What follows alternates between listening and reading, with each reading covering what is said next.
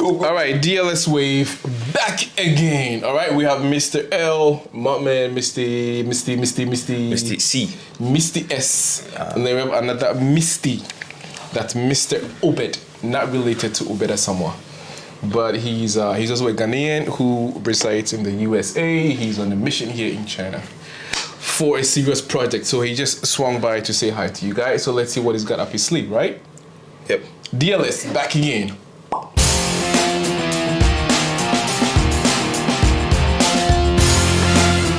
So first things first, Mr. Obed, can you tell us who you are and what you're doing in China? Okay, yeah, thanks for having me. No worries. I appreciate you guys and then the love and support. Feels good to be home again. It feels like I'm back in Ghana. So I'm Obed, and then I work for KNUST. I'm a thermal engineer, so mechanical engineer who specializes more with heat transfer and thermodynamics. And I'm here working as an expert, just on expert duty, working at KNUST. The plant is Hefe plant, and then I just came here, traveled to see my man Steve, and then to spend some time with the family. That's how it goes, man. That's how it goes. At least I have a friend. That's what's up. Yeah, you always gotta check I have up a friend who is a brainy, you know. First time we are seeing a valuable friend from you. Yeah, I have a friend. Always gotta check up All on those guys, rubbish man. people you've been I've been with too many rubbish people. All right, let's roll back all the way back to Ghana, so we can understand your journey right from Ghana to the States and then finally to China. So let's go all the way back to school, right? Yeah. Can you tell us what school you went to? Yeah, so I was born in Dansoman. DC. So DC in the house. Spent all my life in Dansoman, and then I went to school in Achimota School. Cool. I decided to do science, so I think I went to school in 2008 to 2012, so part of the 4-year group. And then I spent 4 years in Achimota School, so stayed in Accra. And then from Achimota School, I decided to go to college, so that's university. Yeah. I didn't even know what program I was going to read, what I'm going to study. And then as like a lot of people, we choose programs based on cutoff points. So I think I chose optometry. And Optometry? The eyes, uncle, right? yeah, doctor of optometry, because I wasn't comfortable with blood. Everyone said, go do medicine, you're going to get an 06, go do medicine. I wasn't comfortable with blood. I just didn't feel like I just didn't feel good being in hospitals. I just didn't feel the vibe. I just didn't feel like I could work in hospitals. So I spoke with my uncle. I was fortunate to have an uncle who was a lecturer. I went to see him before all this admission stuff goes through. And then, he told me to pick engineering. So spoke with some of his friends, and they said, hey, you have good fundamentals and strength in math and physics. So you should try engineering. And then even engineering, we have a lot of them. So I didn't know which one I was going to do. And then they asked me what my interest was. And I told them I like fixing stuff. I like fixing cars. I told them I like cars and stuff like that. And like, okay, then what about mechanical? Just choose mechanical and see. And I said, okay, if that's it, and I'm going to try it. So that's how I ended up becoming a mechanical engineer. So it wasn't something you decided to choose from your own volition. It was just something that was suggested, and then you were like, let me just roll with it. Yep, because and you linked your talent to it. Yep, because it looks like growing up, right? It's like almost everyone can do anything. Yeah. We go to school, we have a lot of majors, and then we also don't have a lot of mentorship. So we also don't do a lot of internship or attachments when you're in junior high school and in senior high school. Right. So when you're going to college, most people just apply courses based on the cutoff point. So I look at the cutoff point for Legon and saw the stuff. I look at the cutoff point for KNUST and look at what programs I think I'm going to qualify for. But then my uncle, speaking with him, who is a lecturer, he was trying to get me to do something that once I'm done with school, I can easily get a job, and then something that will maximize my talents, something that will maximize my skill set, because he knew I was good with mathematics and physics. So going to do medicine, because that's what my family, my mom wants me to do, go do medicine. But then once I'm not comfortable in the hospital, I don't like seeing blood and stuff, it's going to be challenging. So I'm happy my uncle stepped in and then gave me, spoke with me about trying engineering. And then I didn't even know which kind of engineering to do until I told him what I was interested in. And then maybe so mixed of passion versus skill set versus some mentorship. That's where I was going to come to. I think you were lucky because you got a lot of mentorship. There are a lot of people who find it very difficult to choose. And most people end up, what we say, they end up as square pegs in round holes. Yep. Yeah. So you said, you told them what you were interested in, Yep. and they guided you to choose what would fit you. Yep. But sometimes because someone is super smart, they push him or her, or the person just decides to do medicine. Yes. And then they end up in the hospital and they are killing people. Yes. Because their love is not really into that. Yeah. So this just reminds me of my roommate. So Eric Osebanahina. Shout out if you get to see this. Yeah. So my roommate in tech. Right. First year he was my roommate, and then he was doing medicine. So he had 8 A's for both, I think, Novdek and Wasi. He went to the interview thinking he was messing up to fail. Yeah. He was trying to get to fail the interview. Yeah. But then he ended up getting medicine, and then after 1 year in school, he quit. He told his mom, I can't do this. do it, yeah. And then it was a hard conversation to have with his mom. But thanks to God, I got opportunity to have it earlier. Right. So that I couldn't school, have to delay. But in the end, it worked out for him. He went to do petroleum engineer, and then he did his master's in Canada. Now he's working in Canada as a petroleum engineer. So it worked out for him. So you're just a little bit back in uni, right? I want about 2 of each, your low points and your high points. In uni. Yeah, so I don't have a lot of low points. That's a good thing. But then the highs, I had a lot of high points. Maybe low point was trying to figure out yourself. For the first time, you are somewhere without your parents. For the first time, you have to make decisions by yourself. You have to figure out how to get food, because when you're home, food was always ready. And then uni 2 taught me that there are so many things going on, but you have to choose what is your priority. So getting to know what to prioritize is very important in the university. And then friends, sometimes you make some friends who help you along the way, and then some get to die along the way based on your vision. And then I like student politics, so some low points was some candidates that I supported when they lost. It was some low points. That's some low stuff. But then for the high points, I was very fortunate. Right from first year, I got to participate in exchange program, University of Michigan. And then I don't want to say I'm super smart. I like the same thing in university, but I also had a lot of mentorship. I had a senior who was I had a cousin who was 3 years ahead of me, who was a first class student. So he was able to guide me and say, hey, study this, don't do this, try this, don't do this, go through this, study this, these classes. So one other thing is that every class I was going to take, he tried to connect me to seniors or people who have already taken that classes. So if they had study materials, they were able to give to me. If they had any information, any past questions or anything about the lecturer, they were able to give to me. And then also, I also put in a little effort, but I can't say it's all my effort. The mentorship, talking to people, it made life really, really, really easy for me. First-hand information. So because of that, I was right from school, from semester 1 to semester 8, I was on top of the class. Even though I was doing politics, I was doing other things, but I wasn't putting a lot of effort into studying. I was doing church, I was doing other things, just based on mentorship, and then getting the right information and then writings. So that's the high point. It's like trying to have people. If I can come in, I'm still on this one. I think this for me strikes a chord because I've always maintained that in Ghana and I believe in many other African countries, we don't have the privilege of having counselors in school. I know in the Western countries you have like a counselor's office or an advisor. You can go talk to them. They will guide you as to what courses you can choose, programs, and if you have difficulties. We don't have that privilege.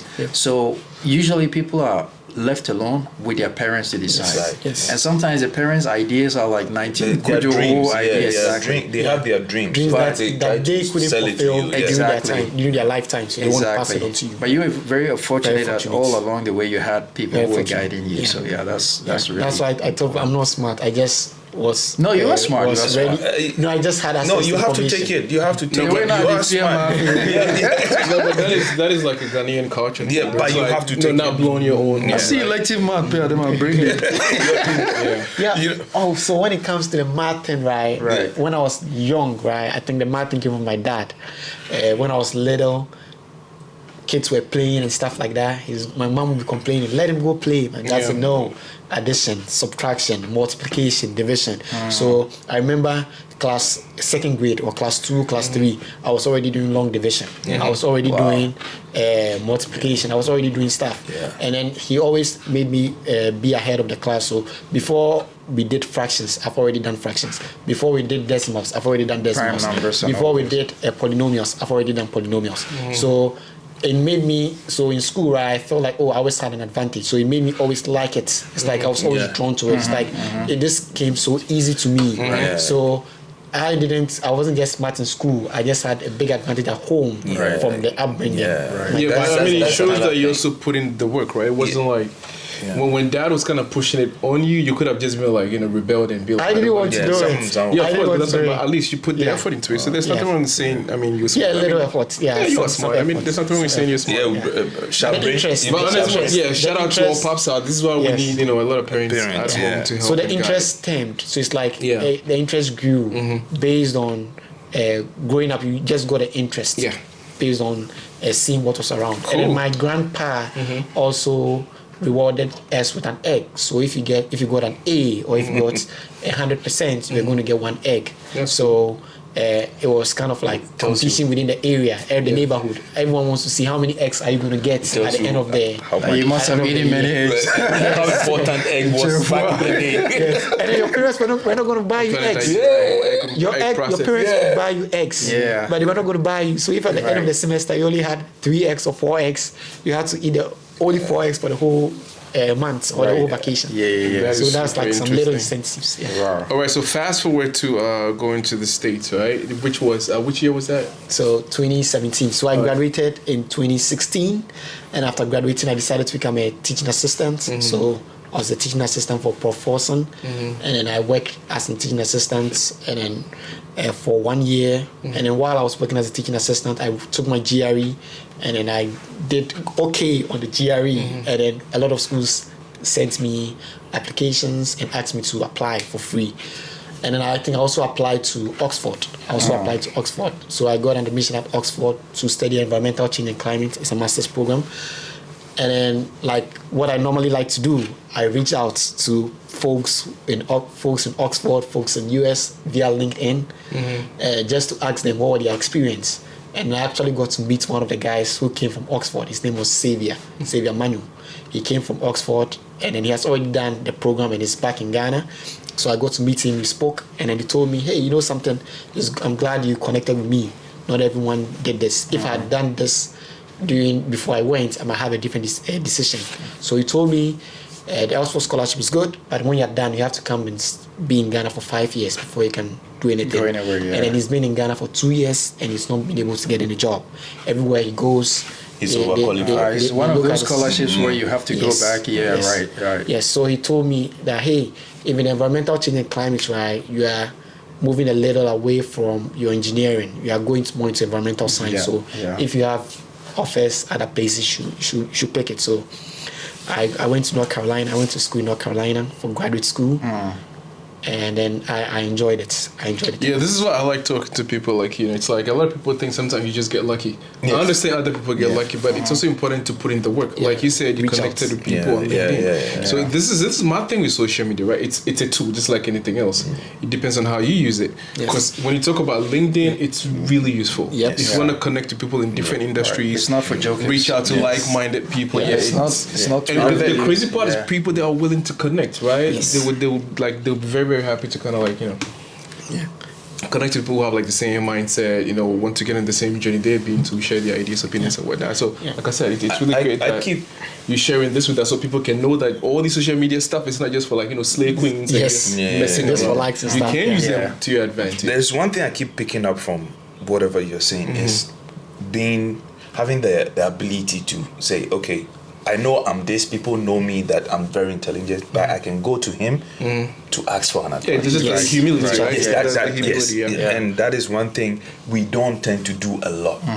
And for me, any parent listening, get your kids, contact to people, reach out. Because some of us would have done different courses than what we did. That's what I was talking about, the counseling. Yeah. The mentorship Yeah. that you talked about. Because if you really go back into history and you look at all these guys who've kind of like succeeded and who we aspire to be, they all understudied, like, from their mentors or people who they aspired to be. So, anyways, all right. So back to the States now. So, what is your job title and what do you do? Can you break that down a little bit? Oh my God, it's a lot. Yeah, I know, just summarize it. Keep it simple and summarize it. We're done with the school part. Let's see what you do right now. Yeah. So I went to school. I was in grad school. Yeah. And then, do I have to say what program I did? No, just go. because otherwise they will talk child. So like, leapfrog to what they do now and what inspired you to do it. Whatever mechanics and whatever. Yeah. So I went to grad school for 4 years. I did my PhD in mechanical engineering. Yeah, it was even with that too the same mentorship thing went through, because it could have been 5 years, it could have been 6 years, but then based on talking to people and stuff like that, I was able to fast track it. So I don't have a master's degree. I just went direct to do a direct PhD. And then once I was about to be done, I got offers from General Motors, I got offers from Corning, and I got an offer from Schneider Electric. So how did I pick the one I wanted? So I had You got an offer from Schneider. That's Electric. crazy. So And General Motors as well. That's why I told you. I know I pick my friend. I pick my friend. Continue. Okay. yeah. So how did I get to pick one? So Hold on, let me do a quick ask. I mean, how did you get that mindset, this mentorship? Because it looks like it's something that you really, really kind of like uphold. It's like every single space you get into, you try to get people to mentor you. Yeah. So when I went to the university, right, first year, I did so well based on my cousin who mentored me, right. So I realized that when I was in Achimota school, I could have done better. I was okay. If you had somebody Yes. to look up to kind of like, So okay, show that's you the when ropes. I realized that I could have That done opened way your mind, better if I had people to talk to. But then in school, we found more joy and comfort in running away from campus. Going to do other stuff which people say is non-school. Listen, guys, you gotta listen. I mean, This one, I give these are myself facts. credit. No, these are facts. I mean, it's really good that you're here sharing this with people, because a lot of people do not take it serious, like you said, right? Humility, right? You have to be humble enough to kind of, And even brave, if you know and stuff, brave. right? That's the thing. Yeah, even if you know stuff, just pretend you do not know anything. Yeah. Just get out there and try to get as much information as. And also brave, because in our culture, when you go to, I don't want to say the wrong person, but if you don't have the courage to approach any adult to talk to, or some of them can be very snobbish. So you have to have the mindset, say, okay, I don't care whether he rejects me, I just want to hear or get to know his opinion. Right, then that will help. Yeah, don't be scared to approach. Yeah, don't be scared. Yeah, that's the thing. All right, so let's keep going. So like you said, I mean, a lot to of the offers, people- you got offers from Schneider, GM, Corning. Yeah. So Yeah. which one did you choose? So I had a partner then, right? So What do you mean partner? Like a girlfriend or Okay. PNC. I thought like what partner? I'm just trying. No, I had a PNC then, right? Okay. So it was good to take trips and then just visit all these locations, and then use that to select where we think will work best for us. What was the criteria you used to select the one that would possibly be the best for you? Yeah, so the schools in an area, thinking about having kids in the future. Okay. Thinking about crime rates. We went to Detroit. We didn't see. Detroit has a lot of black folks, but we didn't see. Maybe where we visited. That was General Motors, right? Yeah. General Motors, Yeah. I have a friend working there now. We didn't see. Yeah, and then the role itself. Yeah, and then my current role is a little bit more flexible. I get to travel. I get to work a lot from home. I get to spend more time with family because now I have a wife and a kid, so I get to spend more time with them. So finally, which one did you choose? Corning, Schneider, GM? Corning. So what did you find about them that the others did not have? Why did they stand out? Yeah, so basically the location, upstate New York, it was okay. It was cool for me. The schools in the neighborhood was great. Crime rate super low. Upstate, not a lot of people stay upstate. And then the projects I was going to work on, like talking with them, I like the project I was going to work on. And the interview, like doing the interview, right, how people connected with me, we got to speak, and then try to have a lot of similar interests together during the interview. They also took me on tour, showed me around the neighborhood, took me to the Glass Museum, and then showed me all these things that has been done with glass, and I was very impressed. Right. So He basically, manufactures glass. yeah, basically that's what I was about to get into. Your company deals with glass, right? So Specialty can glass, you just fiber. can you just unpack that just in very simple terms? Yeah, so specialty glass, fiber, anything that deals with glass, mobile consumer electrics, and stuff like that. So you mean pretty much what you use for these screens Yes, and kind of. infotainment screens Yes. in cars and stuff like No, that? not yet. We're Okay, not yet into- with the cars, with the infotainment, not yet. So yeah. right now it's just cell phones. Yes. Tablets, So who are some of your Smartwatches and stuff like that, TVs, yeah. and Who are some of the legacy brands you guys work with? Can I mention it? No, you can't. I mean, it's okay. a whole lot, just a whole lot. No. I don't Okay, want if, to yeah, if you Yeah. cannot mention Okay. that, Let's just think the big brands. The big yeah, brands. that's fine. Yeah, That's fine. all of Just them. The big yeah. 5 Yeah. or big 6 or whatever. Oh, everybody that uses glass can Yeah, be I part of think- it. It's not that you're drinking glass for your This one. All right, so let's kind of like converge and Yeah, bring the whole I thing. think some of Corning's products, you can see them on. Like Gorilla Glass. Yes, It's one of yeah, your so products. Gorilla Okay. Glass is Right. like a trademark thing. So would you say you're in a happy place now? I mean, from Ghana to the States to, like you're saying, kids, and Yeah. would yeah. you say you're in a happy place now? Yes, yes. Is there anything you would have changed if you have the chance to? No, have the chance because to I change visited anything? Ghana, and then I looked at the situation. I always asked myself, what if I hadn't gone? What would I be doing? I don't know whether I'll still be staying with You want my me to give you an family. answer? Yeah, Of what because you'll be doing. yeah, because when I was in Ghana, right, I don't know what I'll be doing, because I don't know whether I'll still have my own place, still be independent, still be here, like married with a kid. Of course, you can be married and have a kid, but whether it's going to be easy to run a family, because money is important. Money makes Money is okay. running family easy. Of Yeah. course. It makes everything easy. Yeah. All right. So when you say situation in Ghana, you mean like hard times? Yep. And, Visited a lot of my friends. yeah, pretty much. Yeah, friends, classmates going through hard I times. realized a lot of people are still staying with their family, like And their some are parents. pretty much stuck wherever you left them, right? Yes. You cannot really see any Yeah. improvement. Yes. So we know it's like an election year and there's Some a lot of them have politics. even forgotten. You're probably what sitting they on some learned. log at DC every evening with the boys, Yeah. whiling away There's a time. lot of there's A lot of people are politicking- actually forgetting what they learned a in lot of school. politicking right now going on in Ghana. As we all know, there is like the new force, Yes. which is pretty much the. The I mean, third- they the would third brand them, force. yeah, The the third force, alternative, yeah. the alternative or the ominous one, amongst the mix. As- All right, so yeah, about Cheddar, like, what do you think he stands a chance, or you think no way he's gonna make it? I don't know him. I don't really know him. Mm-hmm. I don't know his policies. I've not read anything about him. I don't know how popular he is in Ghana. But then traditionally, right, it's always been a 2-month race. Yeah. It's always been NPP, NDC yeah. and MPP. I know in Ghana, people are not really interested in change, Yeah, like that's true. breaking the status quo. But I don't know the current situation. I don't know his following. I don't know his popularity. But then I don't know how radical things are going to shift this election.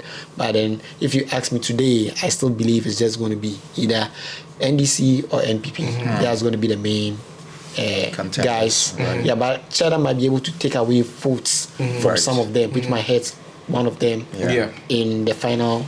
I'll put you on the spot. output. So if you had a chance to cast your vote, who would be your take?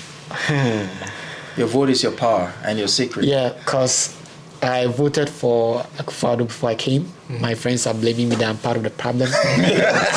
Which you are. It's not just you. You are. I can't escape that because I looked at his policies, I looked at what he said, Yeah. I looked at all what he spoke about, and I believed him. It made a lot of sense But then- at the time. Yes, but then I can say I'm disappointed. So to cast a vote, it's going to be like bad versus worse. Yeah.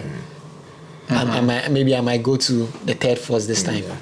I'll do Possibly, the same. right? Yeah. So it's, I mean, you're not the only one. I think not the like only one. even people from other parties voted for Akufo-Addo. Yeah. I know for sure. I know people A who lot say of they people voted are for him, broken but hearted, man. So Yes, maybe that's I've wasted the my thing. vote, but then I'm going to go with yeah, but the that's the third. thing, right? I think that's a sentiment on the ground, right? And it's like people are kind of just tired of these, legacy groups. They just want to break away from them.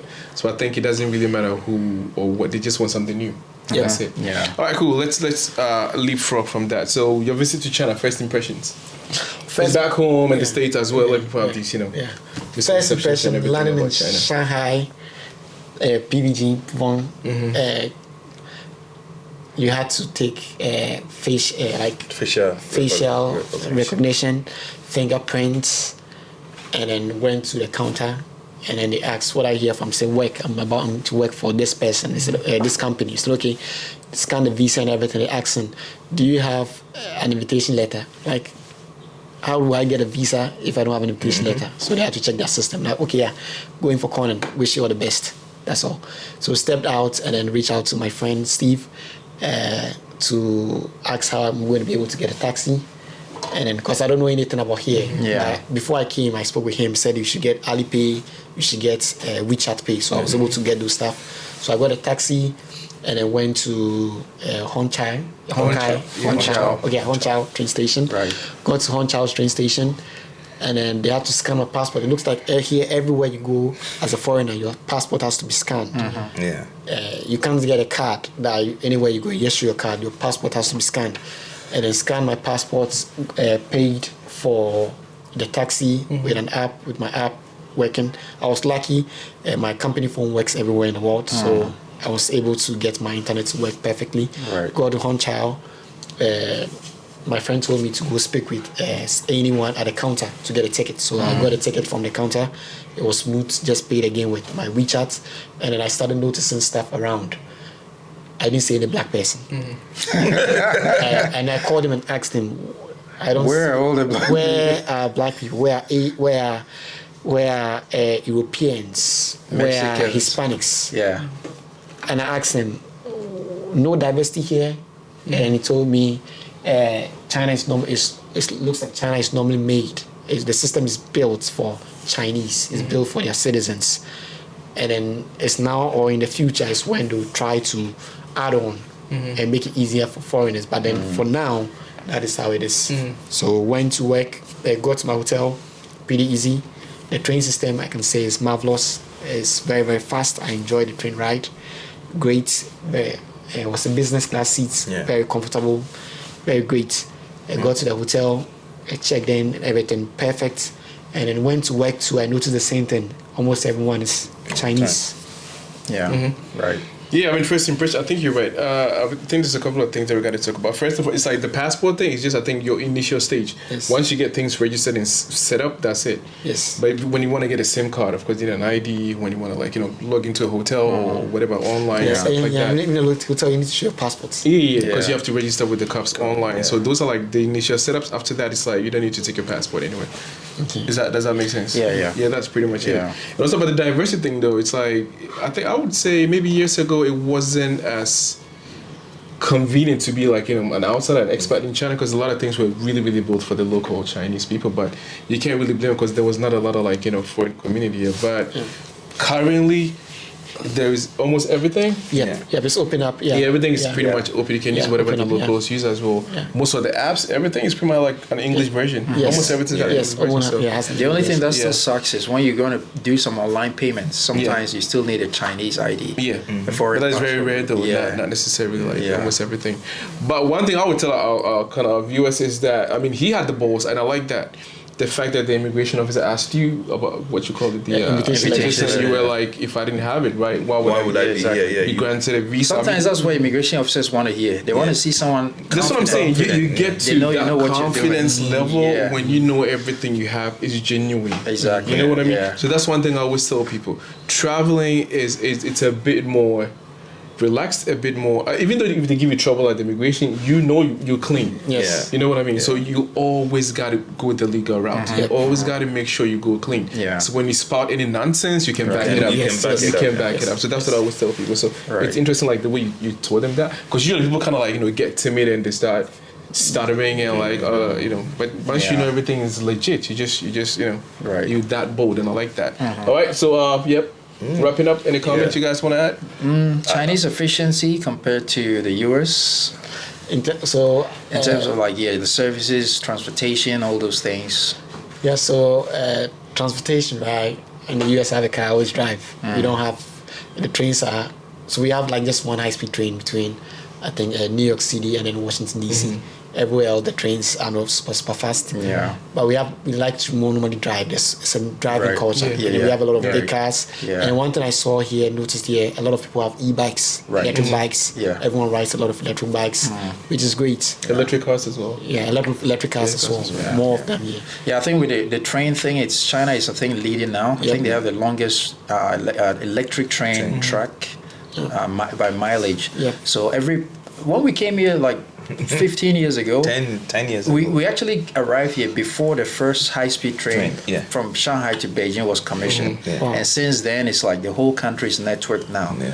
Trains traveling at 350, 400, crazy speeds. Those days you travel on a train and It's like let's say 36 hours. 26, 40, I did a 43 hour, 45 hour. So in the space of Bicycles. 10, 12 years, it's impressive what they've super done. slow, but now You it's can see crazy. the Like you now, can 4, even 5 walk. hours. And the subway, you see cities like Suzhou, small city, but they still have like Yeah, the subway. subway Subway is is crazy. So it's Yeah. kinda All right, so crazy. last word. I think you're gonna be back to China anytime Yes, soon? somewhere in August. on the different projects. Different projects. All yeah. right, cool. All right, so we'll be looking forward to seeing you. So, folks, yeah, that's about it.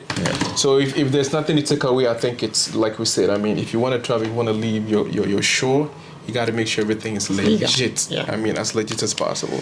We know sometimes it's hard to do, but you get your peace of mind once everything's done legally. So, yep, that's about it Yeah. from DLS Way. Right. All right, next episode. See ya. Done.